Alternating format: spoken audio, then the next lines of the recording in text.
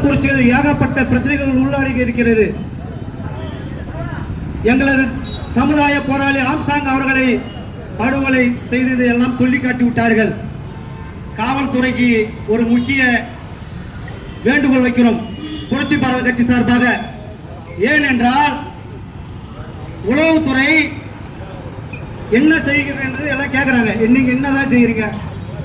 ஏன்னா அடிக்கடி இங்க வந்து கள்ளக்குறிச்சியில் வந்து ஏதோ பிரச்சனை உடனே மாவட்ட ஆட்சியர் மாற்றுறது, எஸ்பியை மாற்றுறது, யார் தவறு செய்யாம அவங்க யாருக்கு தெரியாம அவங்க தூக்கி வெளி மாவட்டத்துக்கு போறது.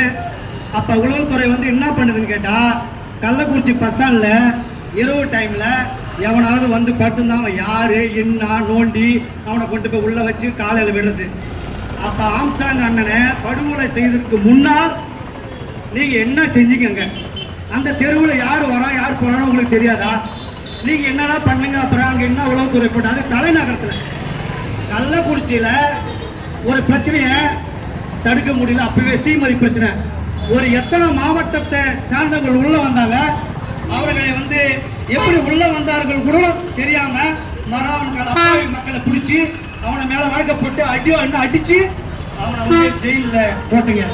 அது எல்லாம் ரைட்டு. அடுத்தது இப்ப கள்ளச்சாராய பிரச்சனை. உடனே காவல்துறை அதிகாரிலாம் உடனே மாத்துறீங்க. எதுக்காக மாத்துறீங்க? அவங்க செல்லுல ஆய்வு பண்ணீங்கன்னா உளவுத்துறை அதிகாரிகள் வந்து யார் என்பது பார்த்தா கண்டிப்பா தெரியும். ஏன்னா சாராய வியாபாரிகளுடைய தொடர்புல அவங்க தான் அதிகமா இருந்திருக்காங்க. ஏன்னா அவங்க வந்து என்ன பண்ணாங்கன்னா, நீங்க வீங்க நாங்க பாத்துக்கிறோம், போயிட்டு அதை பார்த்து நீங்க பணம் வாங்க போறோம், எல்லா சிசிடிவி கேமராலும் இருக்கும். உடனே அவங்க மாத்திட்டு அதை முடிஞ்சிருமா? இப்ப இந்த கள்ளச்சாராய மேட்டருக்கு பிரச்சனைக்கு உடனே வந்து மாவட்ட ஆட்சியர் வந்து உடனே தூக்கி வேற மாவட்டத்துக்கு போறது, எஸ்பி போட்டு இது பண்ணா எல்லாம் சரியாகிடுமா? உங்க ஆட்சி முறையை சரியான முறையில பண்ணுங்க. தலித் தலைவர்களுக்கு பாதுகாப்பு கொடுங்க. ஒரு கூல் சுரேஷ்னு ஒரு தம்பி இருக்காரு, படத்துல குதிரைவண்டில போவாரு, பைத்தியக்கார வேஷம் போட்டு போவான், இந்த வேஷம் போட்டு போவான். அவன் சொல்றான், ஏங்க எப்படிங்க ஒரு தலைவர்களாம் பாதுகாப்பு முடியும்? உங்களை பாதுகாக்க எங்க தலைவர் தானே பாதுகாக்கிறாரு. அதனாலதான் நீங்க சினிமாவில் வந்து நடிக்கிறீங்க, போயிட்டு யாராவது கூட போறீங்க. எங்க தலைவருக்கு வந்து எங்களது தலித் தலைவர் பாதுகாப்பு எது கேட்கிறோம்? எங்களோட தலைவர் வந்து எல்லா பிரச்சனையும், அனைத்து மக்கள் பிரச்சனையும் பாதுகாப்பு சட்டமன்றத்திலும் சரி, ஒரு மாநாட்டிலும் சரி, பொதுவில் எல்லா மக்களுக்கும் பாதுகாப்பு கேட்டு தான் போராடுறாங்க. சரிங்களா? அதாவது தமிழக அரசு கவனம் கொண்டு இனிமேல் இருக்கிற தலைவர்களுக்கு, தலித் தலைவர்களுக்கு சரியான பாதுகாப்பு வழங்க வேண்டும் என்பது புரட்சி பாரத கட்சி சார்பாக வேண்டுகோள் வைக்கிறோம். நடிகர்லாம் வந்தா காவல்துறை மொத்தமாக ஓடிடும். லலிதா ஜுவல்லர்ஸ்க்கு ஒரு நடிகை வந்தா உடனே போயிட்டு காவல்துறைக்குள்ள பின்னாடி நிற்கும். ஏன்னா லலிதா ஜுவல்லர்ஸ்கார பெரிய பணக்காரன், அவன் நிறைய பணம் கொடுப்பான்.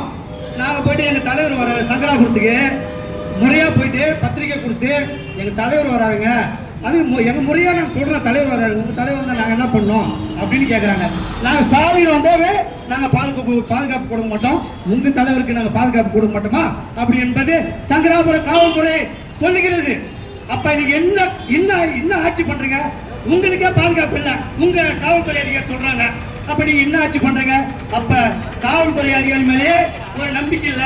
தமிழக அரசு வந்து இந்த அளவுக்கு இருக்குன்னா ரொம்ப மோசமான நிலையில் இருக்குன்னா ரொம்ப கஷ்டமா இருக்கு. பெண்கள்லாம் கிராமத்துல கலைஞர் ஆட்சி, இப்ப ஸ்டாலின் ஆட்சி கழுவி ஊத்துறாங்க. ஏன்னா நீங்க என்ன பண்ற மக்களுக்கு தெரியுது. மக்கள்கிட்ட என்ன சொன்னீங்க? நாங்க நல்லா வந்தா நல்லா பண்ணுவோம், சிறப்பா பண்ணுவோம், எல்லாம் பண்றீங்க.